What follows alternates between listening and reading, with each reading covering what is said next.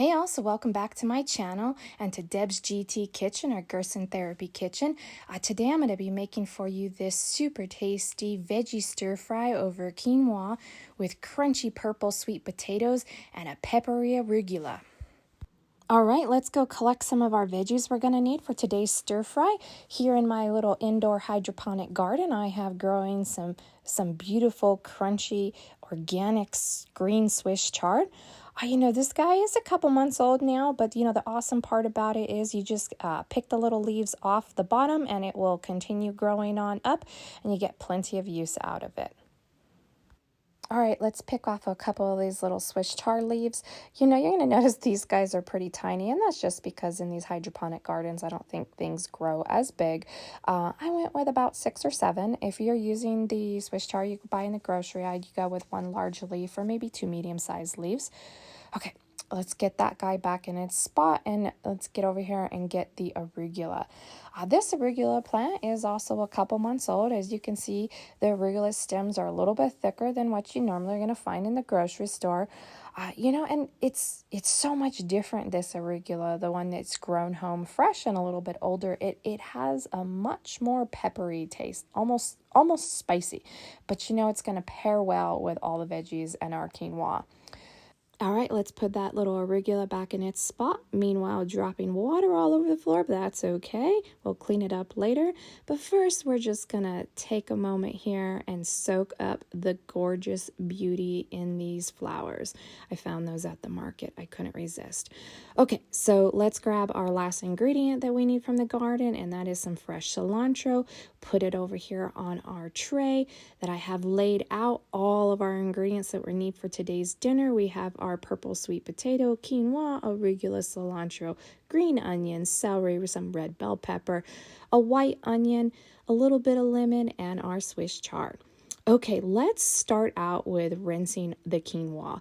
I find that quinoa kind of has a little bitter taste to it, so we wanted to give it a good rinse and a soak. I went with half a cup of quinoa. For rinsing, it really doesn't matter how much water you use. I just have 2 cups there. And as I said, that quinoa has kind of that bittery taste. So, since when we're cooking, we can't use too many herbs or spices or salt, I find that adding some apple cider vinegar to the water that it's soaking in helps remove that bitterness. And then here we have all these little weird floaty seeds, I think, on top, or peels left from the quinoa. I just scoop those out. It's not really required. It's just something silly that I do. I'd recommend letting the quinoa soak in the vinegar water for at the minimum 5 minutes. 30 minutes would probably be way better. It really depends on how much time you have that evening. All right, we're going to strain the vinegar water from the quinoa, and then we're going to give it additional rinse here with some fresh distilled water. Now remember, when we're doing our cooking, if we're using water, it definitely needs to be distilled. For cooking the quinoa, I like to actually use some of the broth from our special soup. In my case tonight, I was in the process of making a new batch of soup, so I'm just going to pull out 1/3 of a cup of the broth that I need for the quinoa. If you already have your soup made and food mill, I would do half and half. Water and soup. You just want to make sure that soup broth is not too thick for the cooking process. We're also going to throw in a little extra spice into the broth just to help that quinoa taste super tasty. We're going to go with some onion, some garlic, and then just to make it a little bit different, let's put in a tiny bit of coriander. I'm going to give everything here a nice good stir just to help dissolve those spices. And now remember, we used half a cup of soaked and rinsed quinoa. We're going to have 3/4 a cup of liquid. In my case, we have broth, or you could use water. I use a little less liquid than I think the recipe calls for, just because I like my quinoa to be nice and fluffy at the very end. Let's cover the quinoa and let it cook for 20 to 30 minutes until fluffy. Okay, while that's cooking, let's also get to baking on our sweet potato chips. Making sweet potato chips is always really easy to do and makes for a fabulous snack afterwards. All you need to do is peel the potato and slice them into little medallions. You can use a knife or you can use a mandolin, whatever you have works perfect. Once those are cut up, we're going to move them over to a baking sheet. Make sure that they're kind of laid all flat so they're not overlapping too much. And we're going to move them over to the oven at 340 degrees and let them bake for anywhere between, really 30 to 50 minutes. It really just kind of depends on how your oven cooks. You want them to be nice and crunchy, but not burn. While those are cooking, we have our quinoa cooking, we have our sweet potato chips cooking. I'm going to slice up the veggies we need for our stir fry today. Here I had that celery, we have some onions, some red bell pepper, our Swiss chard, some green onions, and garlic. Those are all the veggies we need. Oh, and I think I forgot to mention the sweet potato I'm using here today is a purple sweet potato. You don't have to use purple. You can use anything you can find at the grocery store as long as it's organic. I just do prefer the purple one. It has I think a more mild taste and a less sweet taste to it. In fact, once it's baked up into those little chips, it's almost like you're having a sweet potato brownie crisp.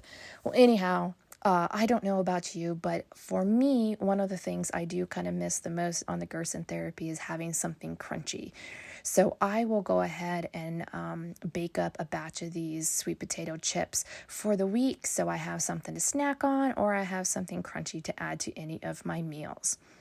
All right, so we almost have all of our veggies cut up here. Just finished the green onion. Now we're going to smash up some garlic, and then we're going to make a dressing to drizzle on top of our quinoa. The ingredients for the dressing today is going to be some lemon juice and some organic molasses. Now, just a little reminder about sweet elements like molasses or honey. We only want to have 1 teaspoon of that maximum per day. So be mindful if you've had anything else throughout the day. But, for this dressing, I'm just going to use a tiny bit of molasses, maybe 1/4 teaspoon, if even that much. And if you don't have molasses on hand, I think honey will be a perfect supplement. If you don't have honey, you can even use organic syrup. Okay, and then we're going to put in some balsamic vinegar and some flax oil. That's all it takes to make this sweet, tangy dressing. Now, just a little reminder, you want to keep an eye out on your sweet potato chips while you're doing the rest of your cooking. You don't want those to burn, and they can go from nice and crunchy to burn pretty fast. So keep an eye out on them, and you might even need to pull out some of the thinner ones if they're already nice and crunchy, just because you don't want them to burn. All right, so now we're going to give our cilantro that we're going to sprinkle onto the top of our quinoa a quick little cut, as well as that super peppery arugula. That arugula, it looks so much bigger than the one you buy at the grocery store. If you had the one at the grocery store, I don't even think you need to cut it up, but mine was here on the larger side. All right, let's just give our quinoa a quick little check. It's been in here for about 20 minutes. I'm going to call this done, take it off the fire, and then just let it sit covered for another 10 minutes. Let's just give that quinoa a taste to make sure it is perfect, and yep, it is good to go. So we're going to move that to the back just to sit warm. All right, now let's get to cooking on our veggies for the stir fry. Reminder, when we are cooking, we do not want to use any oil, and you do want to use an approved cookware. So here I have a stainless steel pan, which I've pre-warmed over the heat diffuser, and I'm going to add those onions in first. I like to add the onions in to give them a little bit of toasty and brown them up before the rest of the veggies go. I think it just helps intensify that roasty onion flavor. We're going to, like I said, add those in first, cover them up, let them cook for about 2 to 3 minutes. And while I do that, I'm going to enjoy my green juice for the evening. Oh, so tasty. Okay, let's look at those onions and see how they're doing. You see there, they are browning up nicely. We're just going to give them another minute here before we do move on to add the rest of the veggies in. Now, to recap on the veggies we have onion, celery, red bell pepper, garlic, and our Swiss chard, and some green onions. That is the selection of veggies I went with tonight. you can use all of it, or if you don't have some of it in the fridge, you're always welcome just to supplement it with whatever you have on hand. Okay, let's get all these veggies added into our pan. We're going to give them a nice stir to mix them up nice and neatly here. And then we're going to cover up the veggies and let them cook for about 10 to 15 minutes. It really depends on if you like a little crunch or not. I like mine to have a little crunchiness to them, so I'm going to have them cook, I guess you'd say, al dente. I think our sweet potato chips are just about done here. Let's look at those. Yep, they are cooked nice and perfectly, nice and crispy. There's a mix, some super crispy, some a little chewy. It's perfect. Let's pull those out. We're going to let them rest on a plate for about 10 to 15 minutes before we give them a test. While those are resting, let's finish up our veggies. You want to make sure to give things a stir in between cooking and, of course, keep it covered. And then let's look here at that quinoa. The quinoa has been resting for, I'd say, about 10 minutes now. And you see there, it's getting nice and crumbly and flaky, just the way I like it. Okay, we got our soup on. The veggies are just there, about finished. So let's just go look at our sweet potato chips.